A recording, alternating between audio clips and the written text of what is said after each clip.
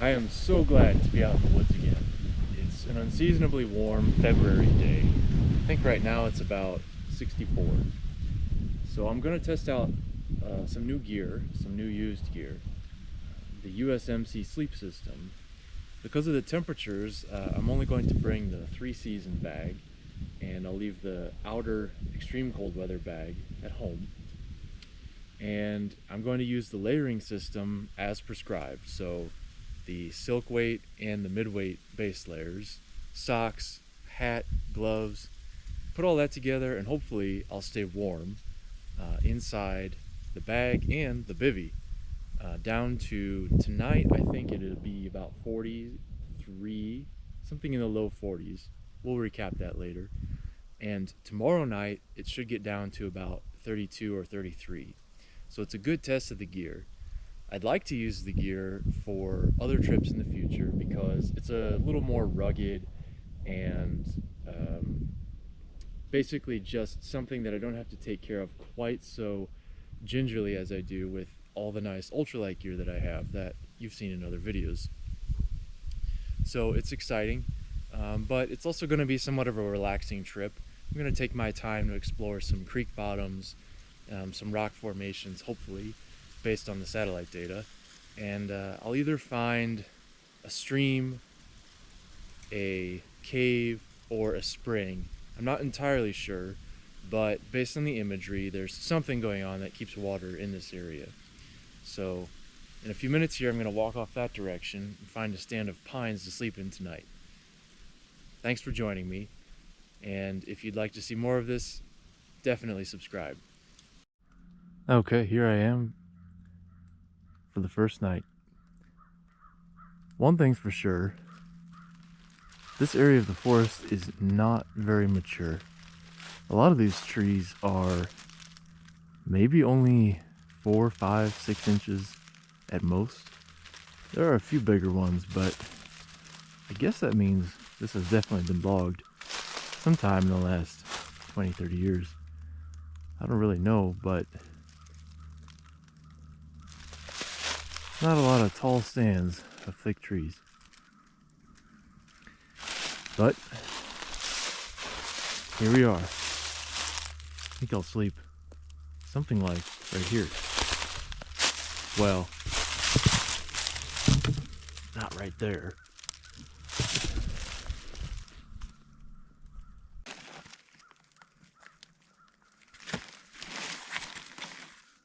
Normally I have a trash compactor bag that I can fill that up with. I was gonna try to use this dry bag. It doesn't really work because this is too heavy duty. I can't really make a good seal. But there's that.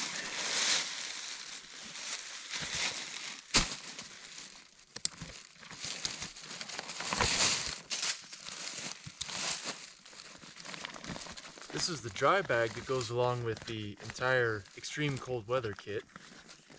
As I said earlier, I only have the 3-season bag and bivy, so there's a lot of extra room.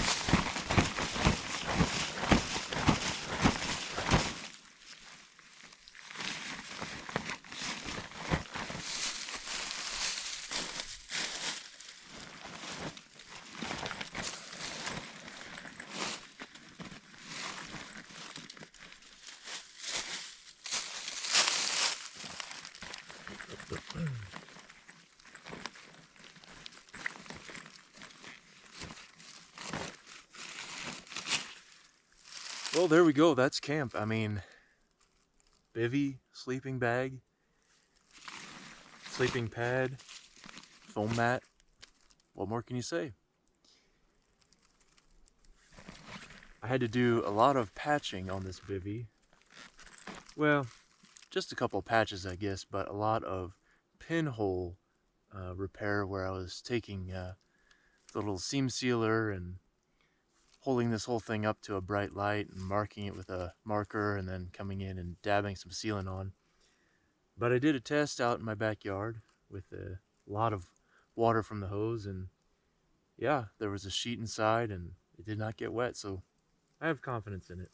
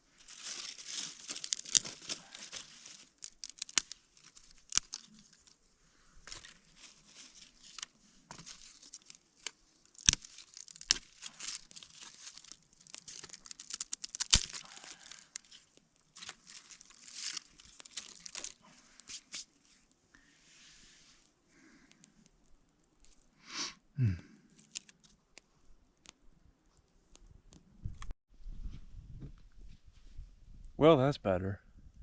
I dug a pit, cleared a lot of leaves, got a bunch of twigs and kindling and a little bit of sticks and some slightly bigger pieces. I'm gonna enjoy just a little fire tonight. As I said, it's unseasonably warm, so I really don't need much. Even this is some beautiful ambiance. You know, it's funny how, you know, when you're up in your routine, you're going to work, doing everything else that you do. If you're like me, you can feel this little kind of combative voice in your head that says, all this stuff, I gotta get out in the woods. And then as I get older, I notice that usually the first few hours or first day or so that I actually get out in the woods, that combative voice comes back again and it's saying, what are you doing away from all that stuff? You gotta get back to that stuff. It's like, well, I don't know why it is that way, but the mind has, at least for me, that way of kind of fighting against whatever you're doing. I'd like to make that dissipate for sure in the future. I think I'm on my way. That was kind of a deep thought, but it's just funny how often it happens. So I wonder if anybody else out there has that experience when they go between the woods and, you know, the office or the gym or the grocery store type of life. But anyway, as I said, this fire is small, but it is nice.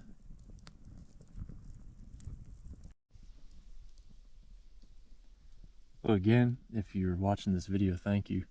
Thanks for joining me around the campfire. Tonight I have a classic, Yuengling, the standard, a standard.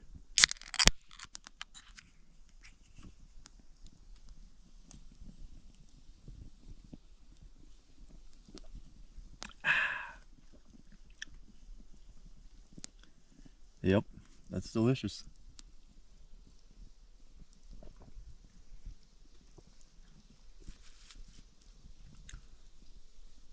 Let me know what you're drinking right now. Is it coffee, tea, water, beer, wine, protein shake?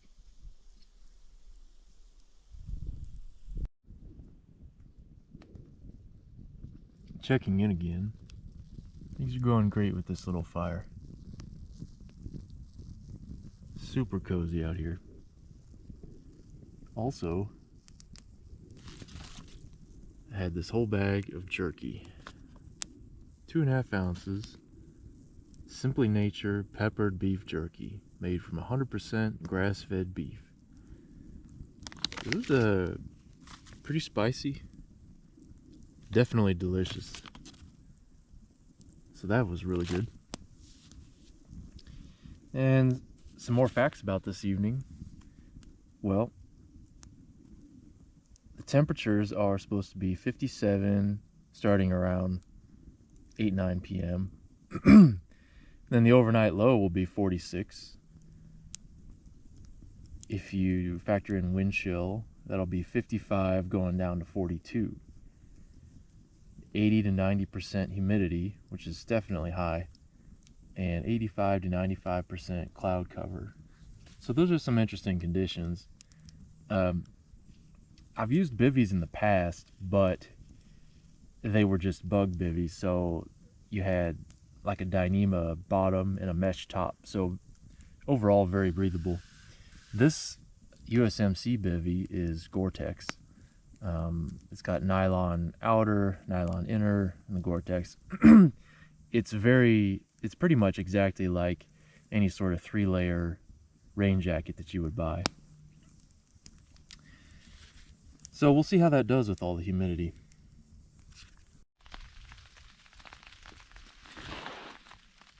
Well, I've got the fire put out. You might be able to hear a little bit of raindrops, and there's a little bit of thunder. I don't expect it'll be very serious.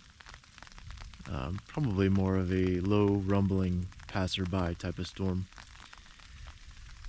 I'm in my lightweight base layers and midweight base layers, which is what's recommended for use with the 3-season bag and the bivy bag all the way down to 20 degrees. But that would also include a hat and gloves and some type of sock or booty. I don't think I'll need that tonight because it's just going to get down into the 40s. I also have the nice medium-size ILBE dry bag. So my dry clothes for tomorrow are in here, and this is closed and filled with air, so it's actually a really nice kind of pillow. My food's hung up in a tree, and I've constructed a sort of a hasty tarp shelter with my poncho. That way I can put my backpack and some other things out here. Definitely, if you just have the bivy, it's a precarious situation because all of your gear is going to get wet, even if you have dry bags, but that's a very messy situation. And then how do you get in and out of your bivy unless you just do it really quickly, but it's bound to get some water in there. So always having a tarp or some type of tarp shelter is good.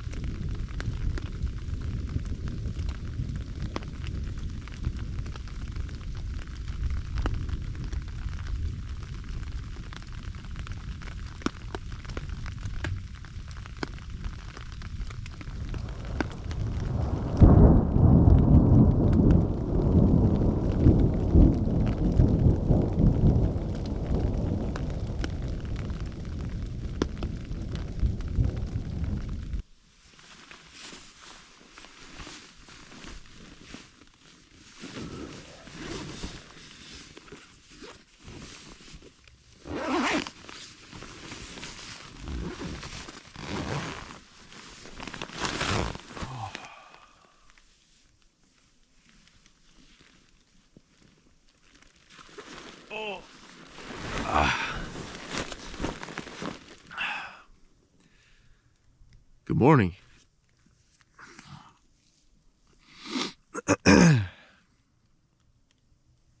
Okay, first off, got a pretty good amount of rain last night. There were 2 or 3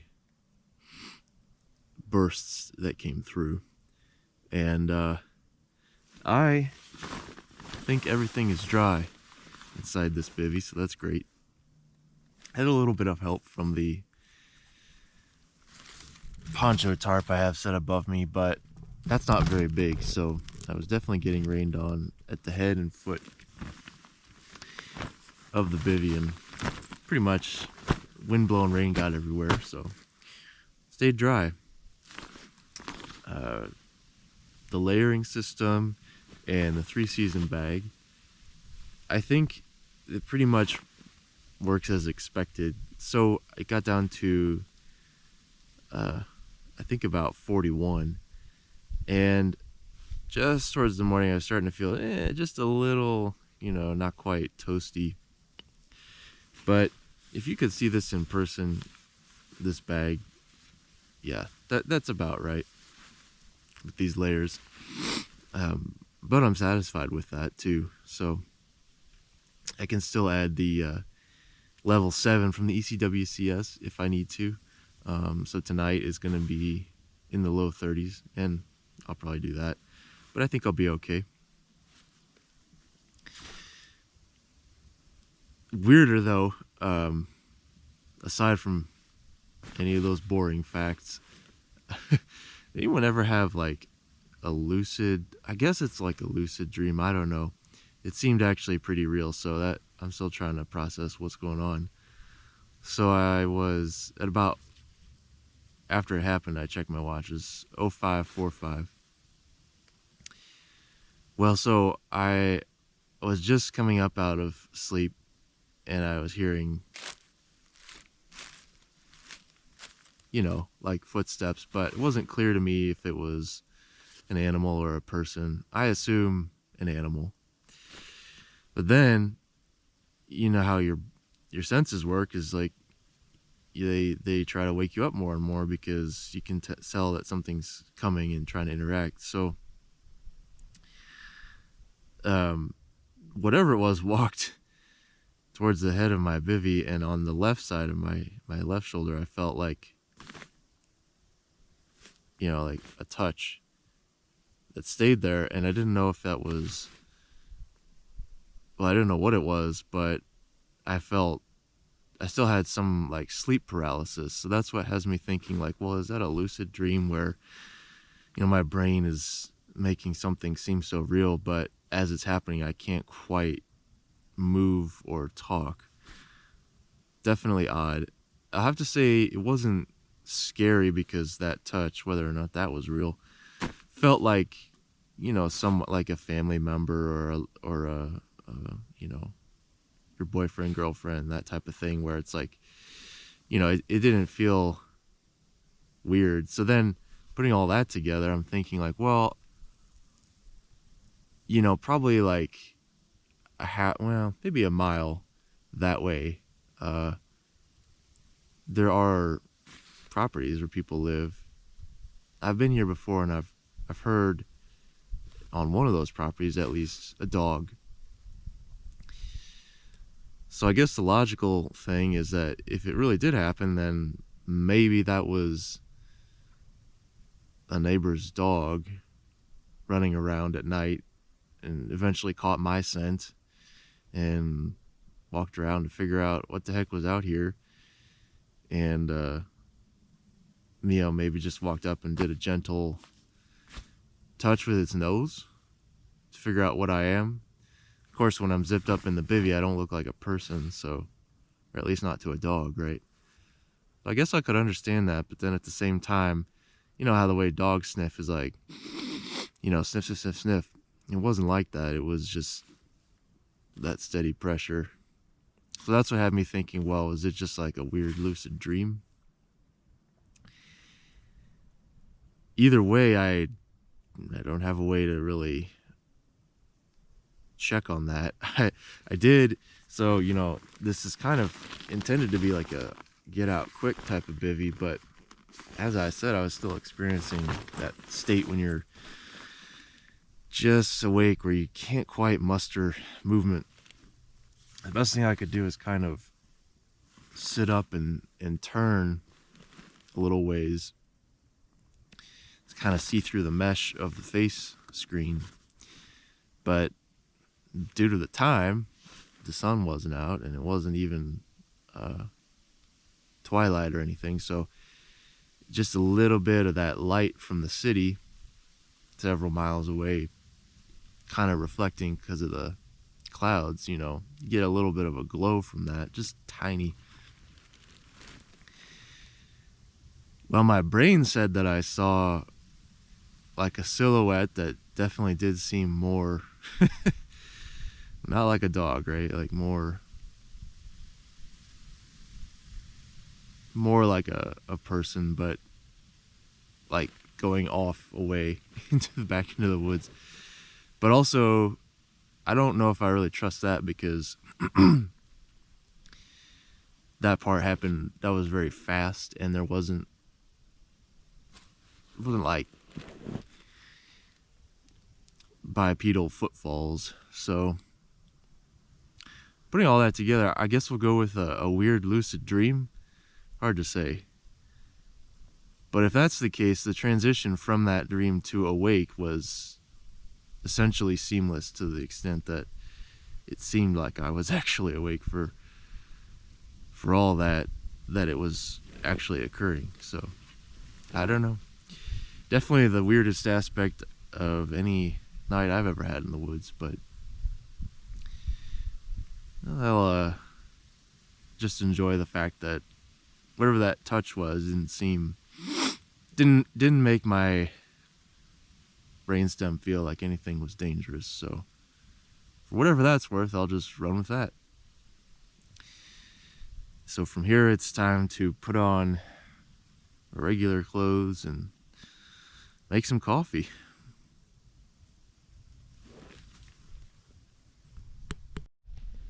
Okay, let's do a quick check-in.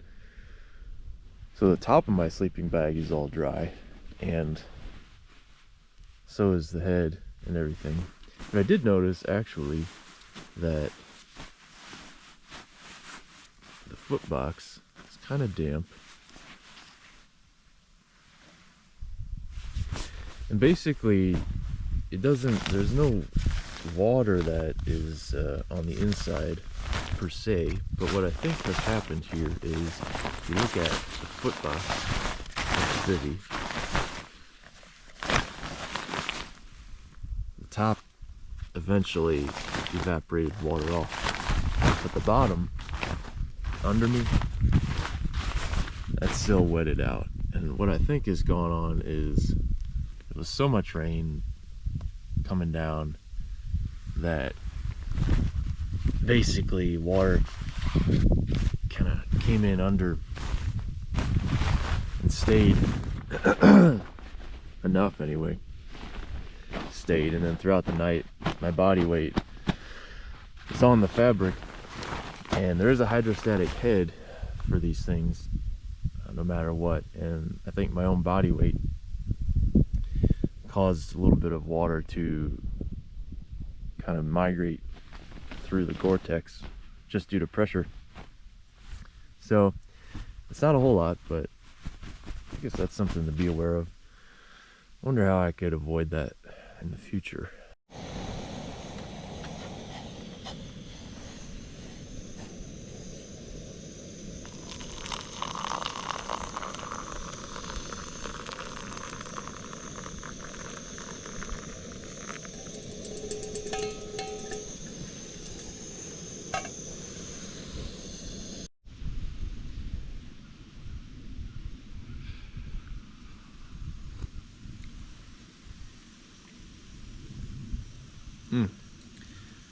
What does Starbucks call it? That first sip feeling? Yeah, I'm not sure this is what they had in mind.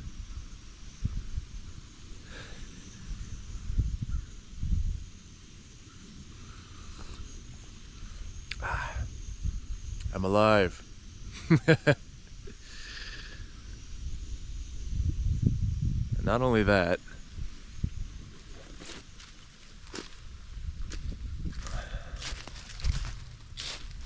Getting a bit of a breeze on that damp foot box on that bag. Gotta use it again tonight. I'm on my second cup of coffee. I brought a little bit extra outside the MREs. That FRH is still growling away. I'm gonna wait a while and enjoy a nice peanut butter cracker.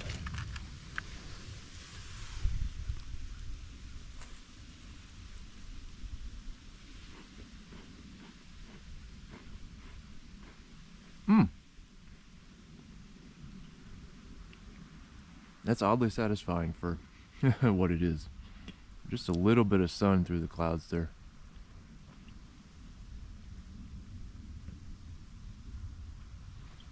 My gear's doing a pretty good job drying out over there too.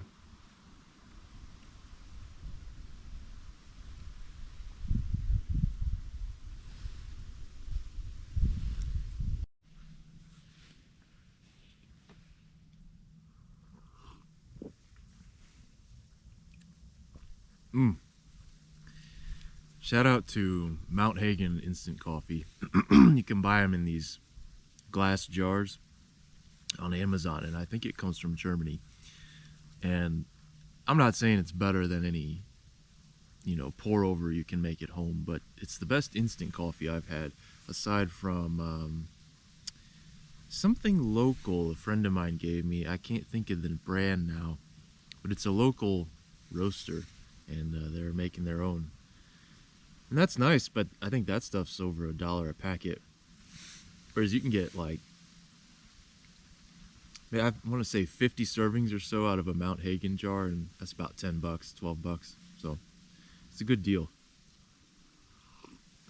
And for how much I drink out here, that helps a lot. Okay, so let's go in on this curry chicken. Oh, that's nice and warm.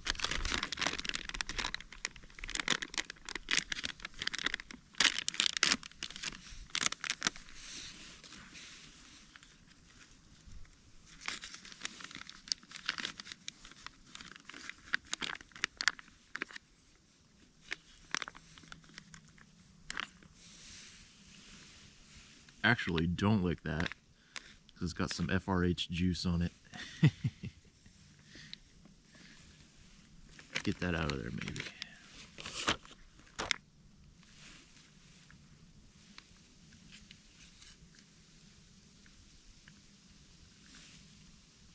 Ooh, that smells good.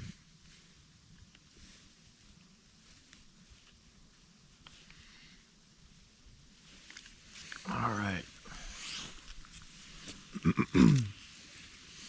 I'm seeing rice, chicken, carrots, definitely a lot of seasoning spices, or herbs I should say.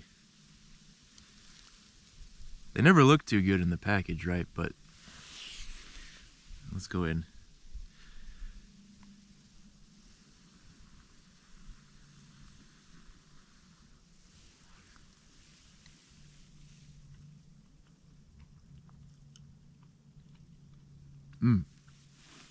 That's good. Definitely good. I would say it reminds me of like a well-spiced chicken noodle soup, which is not an insult. It's more just that, I don't know how curry or Indian it is, but it's definitely savory, well-spiced. And I'm gonna eat the heck out of it.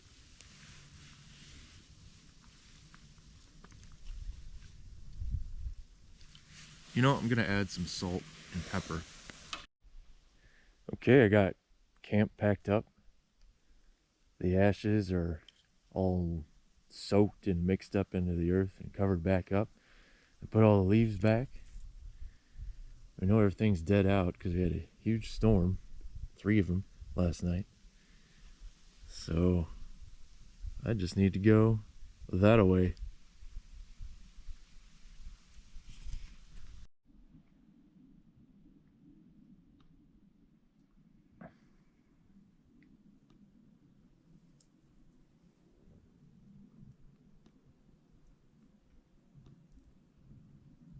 I'm following this creek bed up to what I hope will be a nice rock formation.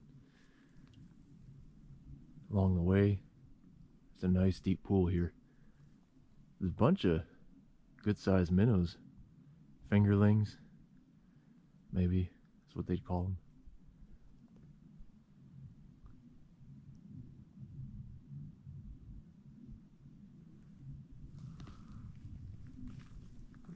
Keep going that way.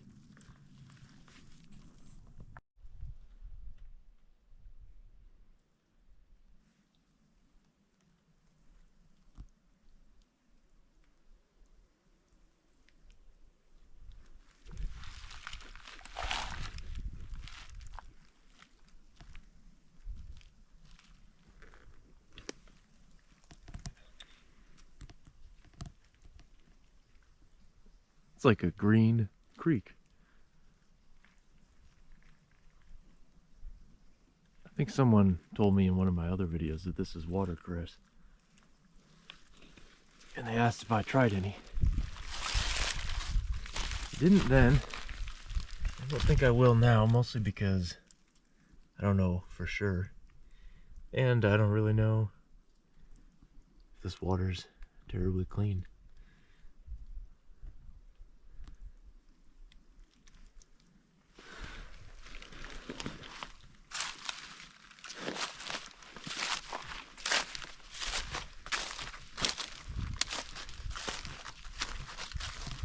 But this area is kind of a confluence of multiple creeks. Definitely flowing after the rain we got last night.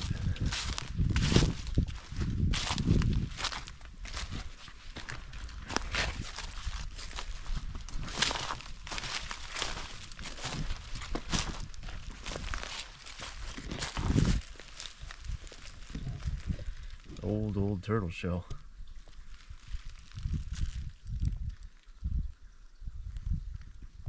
Soup bowl.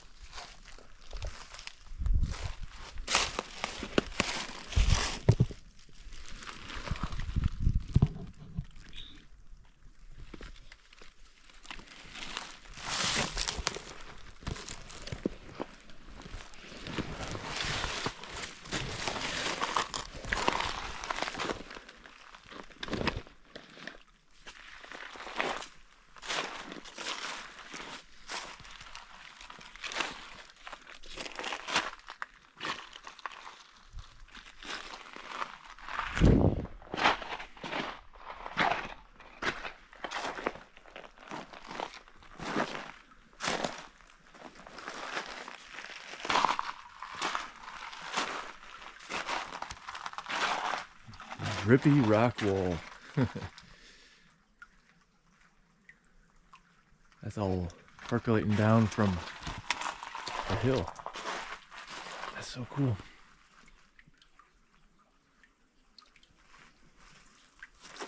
Feeding the creek.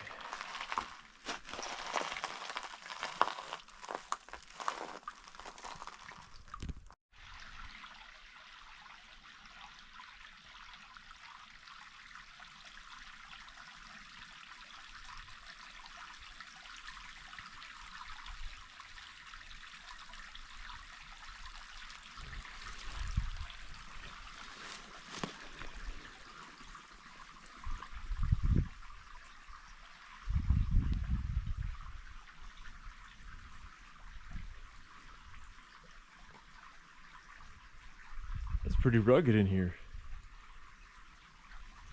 It's so peaceful.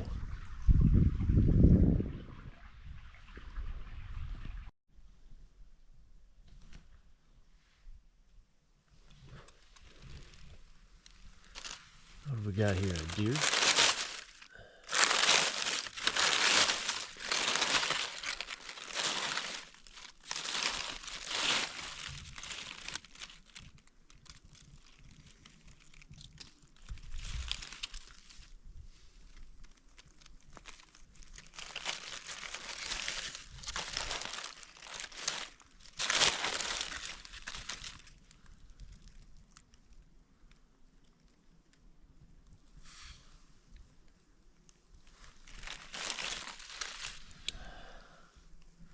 Oh, someone's been chewing on that bone too. Does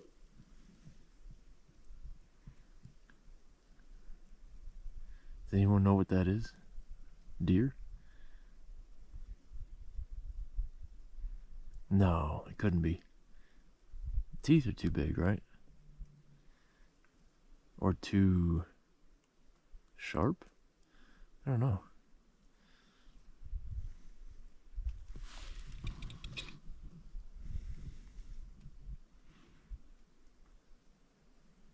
You can tell I'm not a hunter.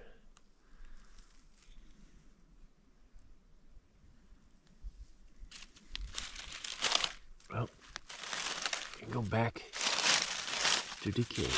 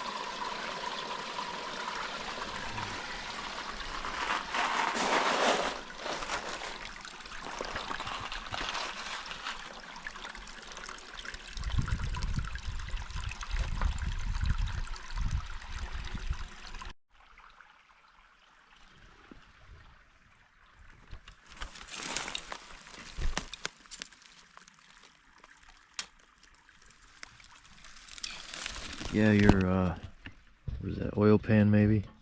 I think you might have a leak.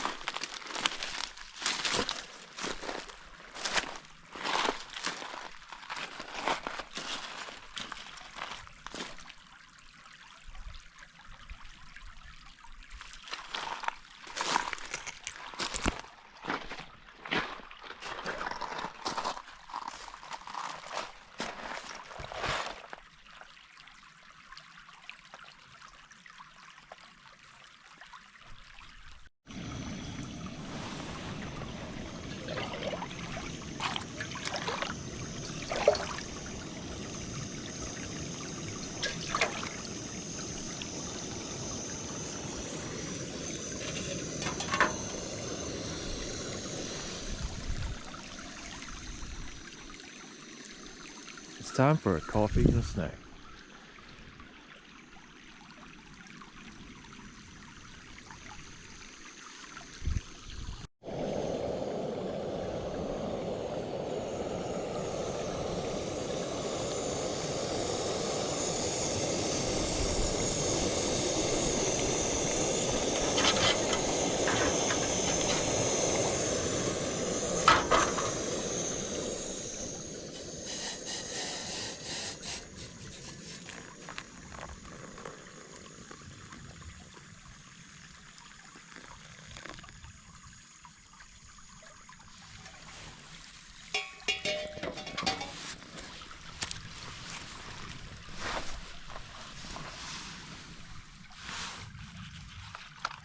shortbread cookie.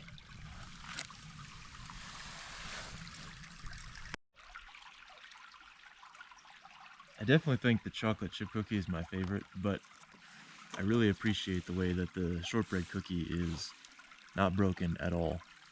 Look at that. Also, this being straight from the creek and just boiled instead of filtered, that's pretty cool.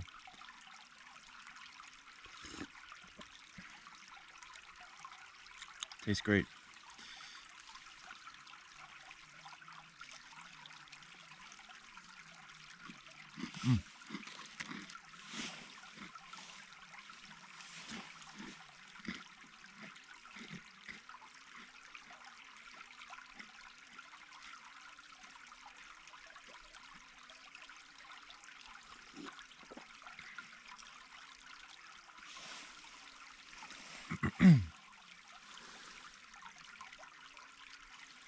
So I was thinking about what I said earlier this morning.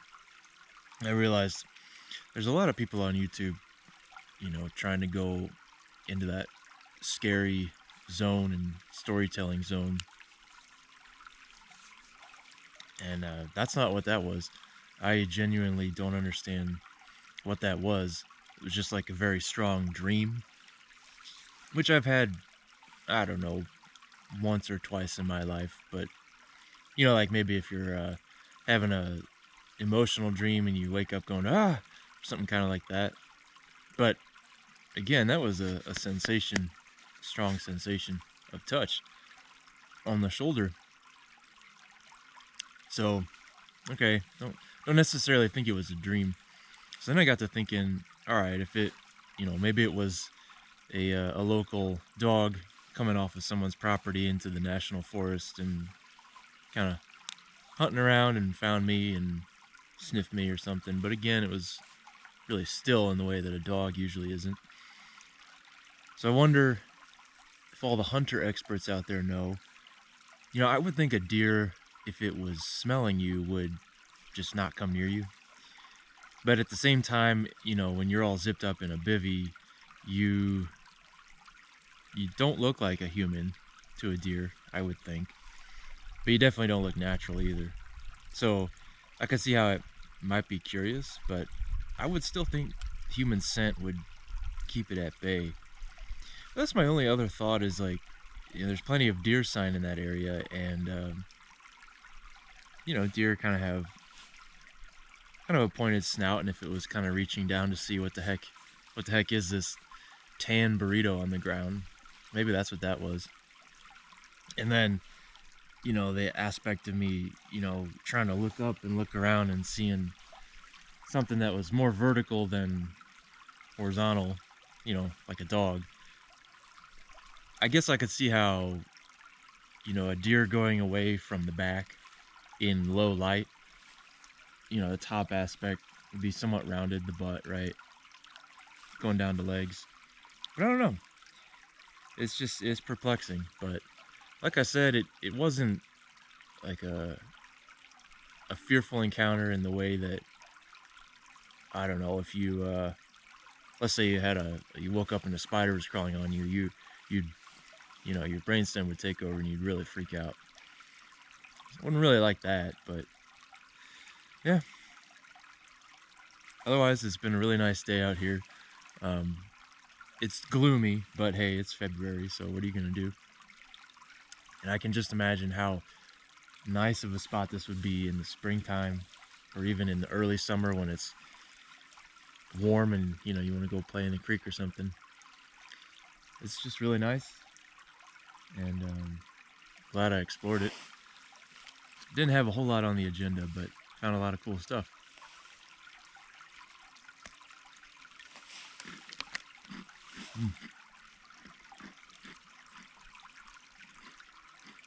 Well, I'm gonna enjoy this.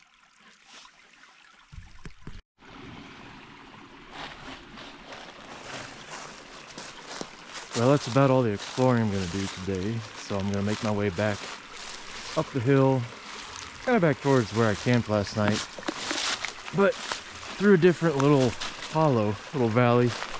We'll see if any other campsites speak to me. If not, I might head back to the car to camp, but we'll see. Man, that is beautiful.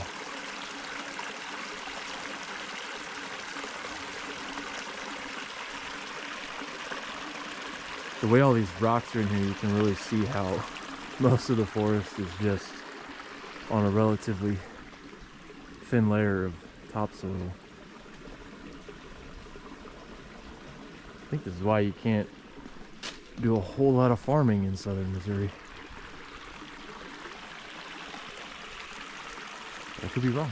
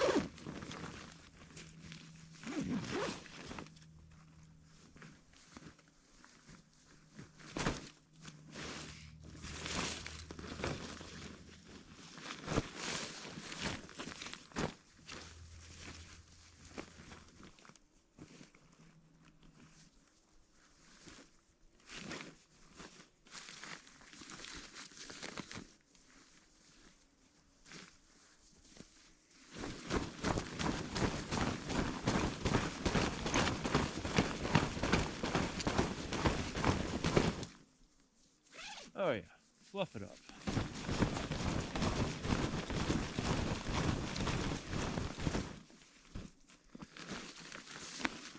Beautiful.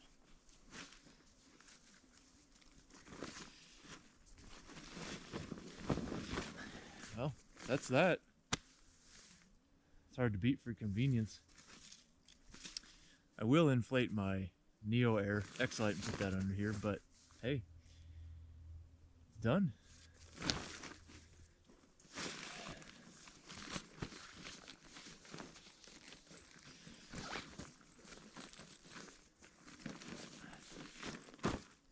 Let that air out.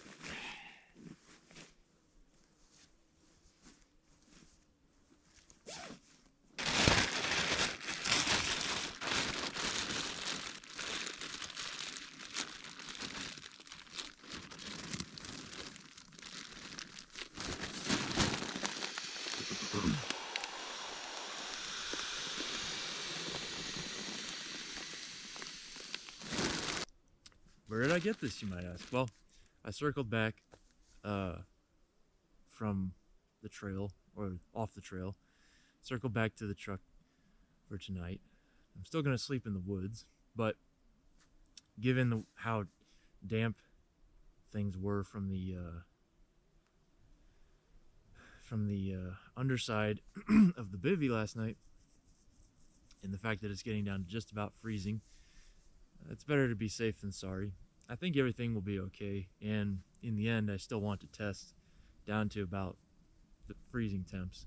That's what I think this 3-season system would be good for. So here I am, gonna eat some food and probably have a fire tonight, and then later on I'll sleep out here.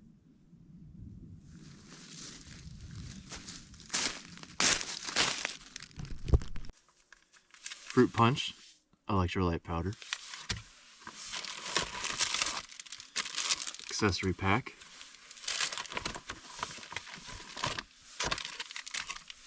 apple jelly for the crackers, and ooh, yes, air-dried beef. That has got to be my favorite snack in these. I'm gonna start with this.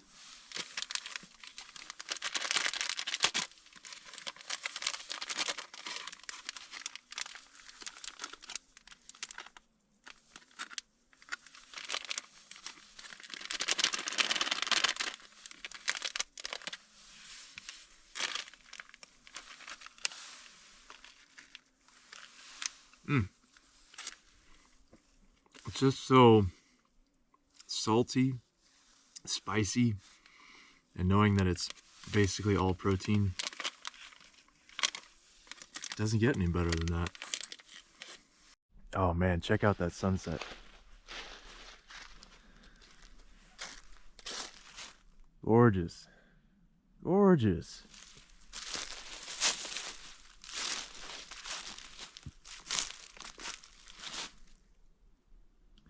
By the way, I had the air-dried beef, and then I had the cracker with the apple jelly, which was good, as usual. A simple cracker shouldn't taste that good, but I guess when you're hungry.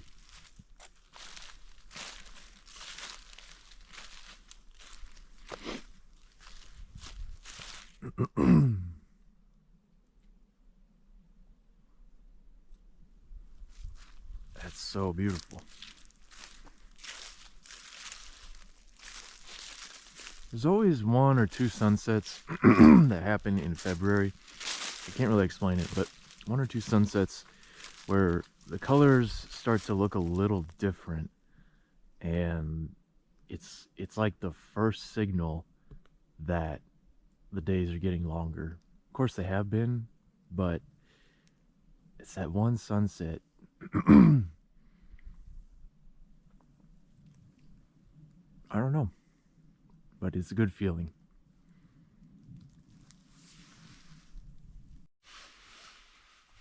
Okay, I come to you by the light of a headlamp and some car LEDs to try chicken and rice.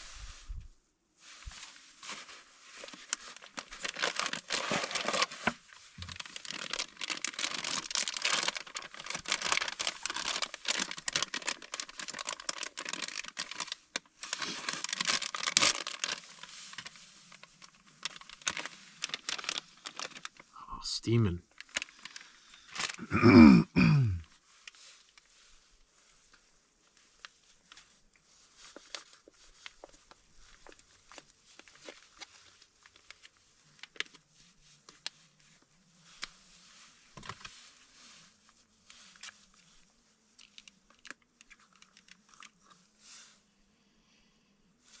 Okay, that smells really good. It smells a lot like the curry chicken, actually.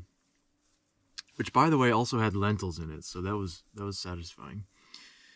But let's see here. I see rice, carrots, chicken, gravy,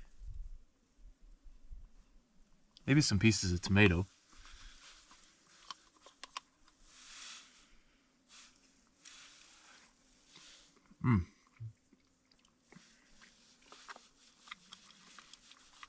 Yeah, that's definitely good.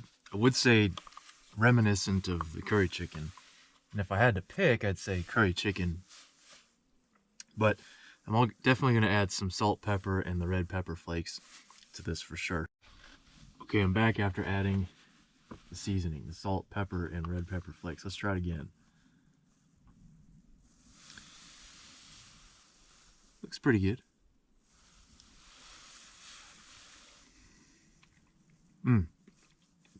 That really turns it up. I can see probably the strategy here is they probably make it somewhat salted, but not too much. And then they let people's taste buds tell them whether or not they want to add some more. I'm sure a lot of engineering and planning goes into the MRE so that it can be pretty balanced.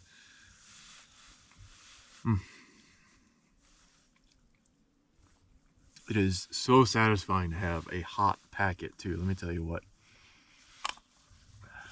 It's, you know, this weekend, it's the humidity, the dampness. It's not particularly cold, but when your humidity is over 70 or 80%, it just feels gloomy and cold.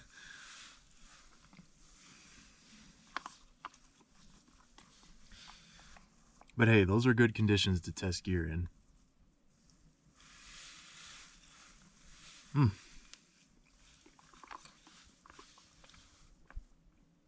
Yeah, that's good.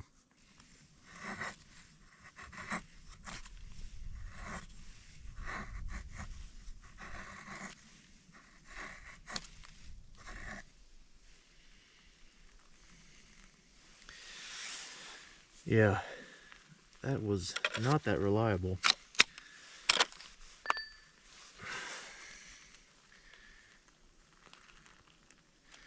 Something about fat wood, I guess it's like a petroleum product almost, because there's some kind of hydrocarbon in the resin. It's just not actually that sensitive to lighting in the way like a cotton ball would be, or something along those lines. Or maybe it's just the fat wood that I have. Or maybe I can't quite make them as paper thin as they need. At any rate, this is a fun little experiment. I do love fat wood above just about every other fire starter because it's sturdy. It's pretty much water resistant because of what it is. And you can light it with a lighter, you can light it like I just did. You can split up a piece in a lot of small pieces if you need to. And ration it. All kinds of stuff that you can't do with a lot of other fire starters.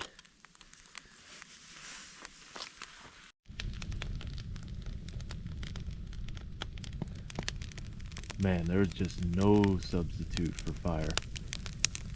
And it makes all that cold, gloomy humidity I was talking about just disappear.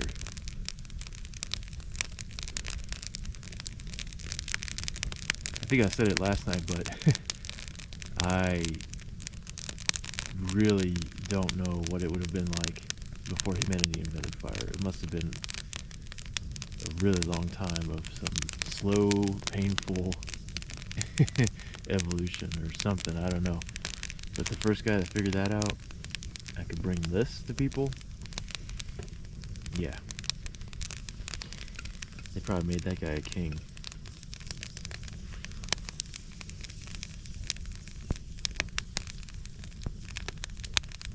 Well, also tonight, because I made it back to the car, I can enjoy another Yuengling classic. So if you're at home and you've got a fire going, please enjoy something with me.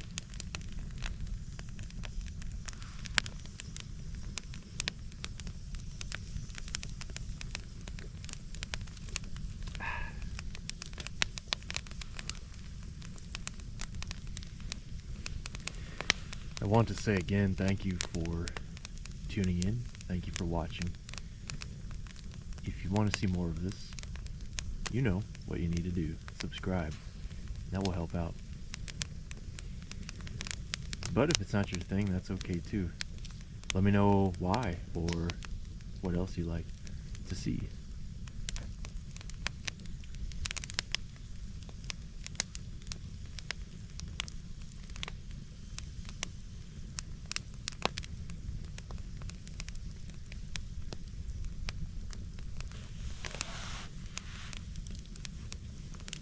Another point I'll make is I do feel very, very grateful to be able to do this at all. This is something I do in my leisure time when I'm not at work or taking care of the rest of my life.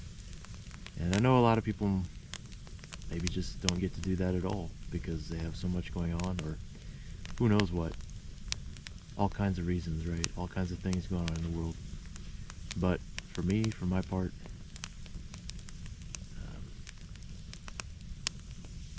I'm very grateful and thankful.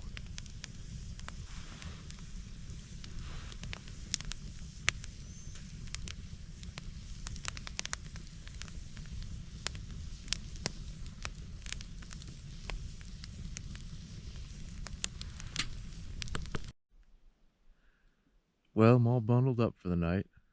Got all the layers on as prescribed. Should get down to about 32 tonight.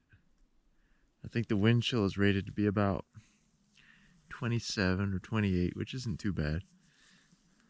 But most importantly, it's not going to rain. There will be some higher humidity, but overall I think won't be too bad. So I'm excited. I think it's going to work out great. And I do have my level 7 layers in the dry bag here in case I need to add some more insulation, but it's looking good. So I'll see you all in the morning.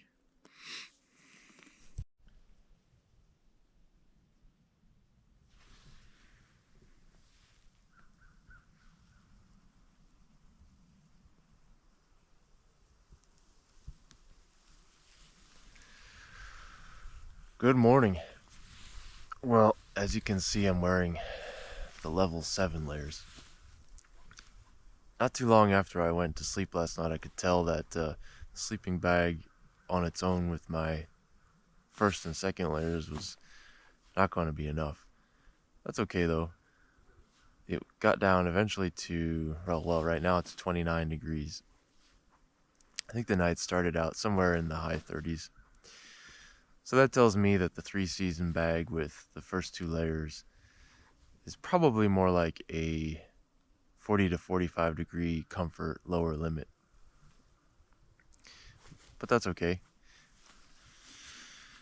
I suppose it could have been warmer when it was first made, but even then that could have just been some optimistic thinking on the behalf of whoever designed the system. I slept a little better than last night. It was relatively calm and clear. And yeah, no rainstorms or anything like that. The bivy is overall pretty comfortable even when it's zipped up. And the sleeping pad combination works well too. So this is definitely a good sleep system. I think I prefer overall my ultralight gear, mostly just because I love the way Goose Down functions for warmth. There is a benefit to this stuff being synthetic, which is that if you do get some moisture, it's so easy to dry it out. But this should be good for quicker adventures or rougher adventures where I just need to have something ready and shove it in the bag and go. So it's also just a fun experiment to see how well it works. So with that, I am probably gonna roll this stuff up, head home. I might have a camp coffee. If I do, I'll bring you back for that. Once again, thank you for tuning in and joining me out here in the woods. And I appreciate your viewership, and please do subscribe if you would like to see some more. Thank you. Okay, before I get out of here, I thought I'd give a recap of all these pieces of gear that I've talked about. On the left is a fold-up mat. It's German military surplus. It's a Bundeswehr folding mat. That's just a thin foam mat that I wanted to try out. Very slight warmth, I would think, but the main function is that it's something you can sit on during the day, and then at night it's protection for the air mattress, which is a Thermarest Neo Air X-Lite large for sure. Then you have the USMC 3-season sleeping bag in size long. Then you have the USMC sleeping bag cover, as they call it, or bivy. In the back is, I believe it's called either an intermediate or an extreme cold weather sleeping bag, depending on how you use it. But it is part of the USMC system. It's thicker. There's more loft in it than the 3-season bag. And you're supposed to be able to use the 3-season bag inside the cold weather bag, and actually both of those can go inside the bivy. I have put them all together, and this does nest in here. I could have used this last night because it was in the truck, but I really wanted to test the 3-season bag, as it is supposed to be good for these temperatures. And then the other thing is that although this bag is thicker, because it has to accommodate the 3-season bag, it is larger. And so every time you get a larger fit that's further away from your body, the less efficient the sleeping bag is. So I didn't think it would be a huge improvement, as I still had to put on my level 7. And then This right here is the stuff sack that you would use for both sleeping bags, and they say also the bivy. So far I've only tried to put both sleeping bags in here, but I'll let you know if I can get all three in as a system. It's a roll top type of dry bag with compression straps, and it's pretty good. Put that on the bottom of the pack. Then lastly, this is maybe not necessarily related to the sleep system, but this is ILBE waterproofing bag, assault pack. So this is what was sold to me as a medium size, and this has an air valve, a purge valve. So this is a really nice, I'm actually impressed with this dry bag.